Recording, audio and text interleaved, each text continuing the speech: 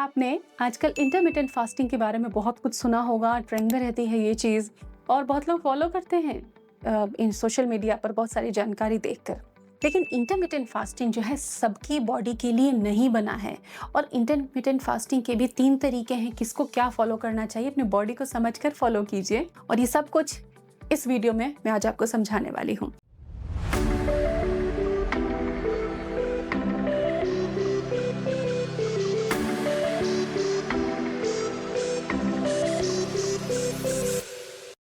Welcome to Prerna's diet clinic. यहाँ मैं आपसे डिस्कस करती हूँ, शेयर करती हूँ वो इन्फॉर्मेशन जिससे कि आप डाइट को थेरापेटिक डाइट बना सकते हैं। आपका भोजन ही आपकी दवा बन सकता है, आपको हील करेगा, आपकी उम्र के इफेक्ट को कम करेगा, डिजीज़ कंट्रोल करने में आपको हेल्प करेगा। चैनल को ज़रूर सब्सक्राइब करें ऐसे ही और इन्फॉर्मेशन के लिए, और कमेंट्स में अपने थॉट्स ज़रूर शेयर करें। तो आज हम क्या क्या सीखने वाले हैं। नंबर 1 कि इंडियंस को इंटरमिटेंट फास्टिंग कैसे शुरू करनी चाहिए, यानी कि अगर आपको इंटरमिटेंट फास्टिंग करनी है, कोई भी रीज़न हो सकता है, PCOS, वेट कंट्रोल हो सकता है, डायबिटीज़ हो सकता है, कोई भी चीज़ की वजह से करना चाहते हैं आप, तो शुरू कैसे करना है। आपको इंटरमिटेंट फास्टिंग करना चाहते हो तो इसके क्लिनिकली बेनिफिट क्या है आपकी बॉडी पर, वो भी पूरी तरह आपको पता होना चाहिए। और तीसरी चीज़ जो आज मैं आपको बताने वाली हूँ कि किन लोगों को सावधानी रखनी है इंटरमिटेंट फास्टिंग करने में। सबसे पहले समझते हैं कि इंटरमिटेंट फास्टिंग आपके लिए क्या काम करता है, क्या करता है इंटरमिटेंट फास्टिंग आपकी बॉडी पर। तो इंटरमिटेंट फास्टिंग का पर्पस या उसका फोकस है आपका इंसुलिन लेवल कंट्रोल करना। आपके बॉडी पर जो एक्सेसिव फैट है, कई लोग जो बहुत वेट है, जिनका वज़न ज़्यादा है, शरीर पर चर्बी ज़्यादा है, तो फैट का मेटाबॉलिज्म बढ़ाना जिससे कि शरीर की चर्बी कम हो सके। इंटरमिटेंट फास्टिंग इन्फ्लेमेशन को कम करता है। इन्फ्लेमेशन क्या, जिससे कि दर्द रहता है, शरीर में कसमसाहट रहती है, ज़्यादा बढ़ता है तो बुखार होता है, और इन्फ्लेमेशन बहुत सारी बीमारियों को वेलकम करने के लिए तैयार रहता है। तो इन्फ्लेमेशन को भी ये कंट्रोल कर लेता है और इससे भी आपका वेट कंट्रोल होता है। सेलुलर रिपेयर, सेलुलर लेवल पे आपकी बॉडी में रिपेयर चालू होने लग जाता है, तो आप फिट होते हैं और आपको एक हेल्दी लाइफ मिलती है।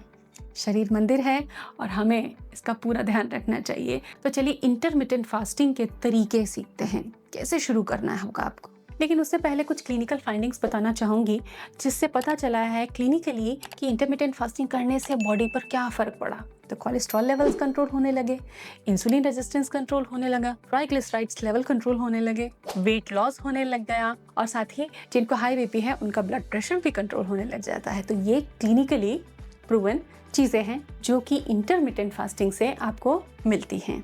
अब आप हमें कमेंट में बता सकते हैं कि आप किस कारण से इंटरमिटेंट फास्टिंग करना चाहते हैं। Male, female, mid age person intermittent fasting कर सकते हैं। तो चलिए टेक्निक समझें। How to start intermittent fasting को शुरू कैसे करें। तो 16 से 8 मत शुरू कर लेना आप तुरंत ही, एकदम बिगिनिंग में ही आपके शरीर के साथ बहुत अत्याचार हो जाएगा। स्टेप बाय स्टेप बॉडी के लिए फ्रेंडली मॉडल को हमको अडॉप्ट करना है। तो सबसे पहले वीक 1 एक हफ्ते का टाइम स्पेंड लेंगे हम कि 7 डेज हैं मेरे पास और मैं इस वीक 12-12 का विंडो रखूंगी। 12 hours eating window and 12 hours fasting window. यहीं से शुरुआत आपको करनी है और यहीं पे आपको चेक हो जाएगा कि इंटरमिटेंट फास्टिंग को आप कितना झेल पा रहे हो। यानी कि 8 बजे तक आपको डिनर कर लेना है शाम को, और अगली सुबह 8 बजे पानी पीकर, तरल लेकर आपको फास्टिंग खोलनी है, ईटिंग विंडो स्टार्ट करना है। 12 घंटे का बड़ा नेचुरल गैप है, आपको रियलाइज़ नहीं होगा, लेकिन हाँ थोड़ा अनुशासन आएगा, क्योंकि कई बार हमको पता नहीं चलता। हम सोचते हैं कि हम तो डिनर जल्दी कर लेते हैं, लेकिन हम 9-10 बजे भी खाते हैं, पता नहीं चलता घर के काम में। कई बार 8 बजे से पहले जब आप डिनर करने लगेंगे और अगली सुबह 8 बजे अपना फास्टिंग खोलेंगे, तो एक हफ्ते में आपको कुछ फ़र्क ज़रूर लगेगा। अब एक स्टेप आगे बढ़ें आप इंटरमिटेंट फास्टिंग का, कि वीक 2 जो आपका होगा, अगले 7 दिन के लिए आपको 14:10 का रूटीन फॉलो करना है। यानी कि 10 hours eating window and 14 hours fasting window. Steadily शरीर को हम अडॉप्ट करा रहे हैं और इससे रिकवरी, हीलिंग भी बहुत अच्छा रहता है। तो आप शाम को 7:30 तक डिनर कर लीजिए और अगली सुबह 9:30 बजे आपको पानी लेकर, फ्लूइड लेकर, नारियल पानी, सिंपल पानी लेकर अपनी फास्टिंग को खोलना है। तो अब जानते हैं कि इंटरमिटेंट फास्टिंग आप कर रहे हो, लेकिन उसमें अलाउड क्या क्या है, क्या क्या खाना चाहिए आपको। तो फास्टिंग विंडो जब रहती है, जब आप फास्टिंग में होते हो, जब हम कहते हैं ना कि फास्टिंग है, इसमें मुझे कुछ नहीं खाना है, तो उसमें प्लेन वाटर आप ले सकते हैं, क्योंकि हाइड्रेशन से तो कभी कॉम्प्रोमाइज़ नहीं हो सकता। जीरा वाटर ले सकते हैं, ब्लैक कॉफ़ी ले सकते हैं विदाउट शुगर, और आप ग्रीन टी भी ले सकते हो विदाउट शुगर। लेकिन क्या नहीं लेना है, दूध वाली चाय। फास्टिंग है इसका मतलब ये नहीं है कि दूध वाली चाय बना बना के पिएं। एक कप चाय में 90 कैलोरी होती है, तो फास्टिंग रही कहाँ? तो दूध वाली चाय आप नहीं लेंगे, बिस्किट्स नहीं लेंगे, फ्रूट जूसेस भी नहीं लेंगे। फास्टिंग में ये बिल्कुल अलाउड नहीं है। फास्टिंग में सबसे बड़ी गलती क्या होती है कि हमने फास्टिंग तो कर लिया, हमने 14-10 की विंडो फॉलो की, 14 आवर्स फास्टिंग किया। जब 10 आवर्स का ईटिंग विंडो था तो हमने बिरयानी खाई, हमने लच्छा पराठा खाया, हमने बहुत फैटी डिशेस जो लजीज और बहुत गरिष्ठ जो भोजन होता है वो खाया। तो इससे नतीजे नहीं मिलेंगे। ये गलतियाँ आप ना करें कि खुद को पैम्पर करने के लिए इधर फास्टिंग कर रहे हैं, उधर हम हैवी मील्स ले रहे हैं, हाई कैलोरी ले रहे हैं। खाना आपका ऐसा होना चाहिए जो आपके मकसद को पूरा करे। ईटिंग विंडो का एक फॉर्मूला मैं आपको बताना चाहती हूँ। तो ईटिंग विंडो का मतलब क्या है? खाने की जो विंडो बनेगी आपकी 8 घंटे की, 10 घंटे की, 12 घंटे वाली, तो उसमें आपको क्या खाना है?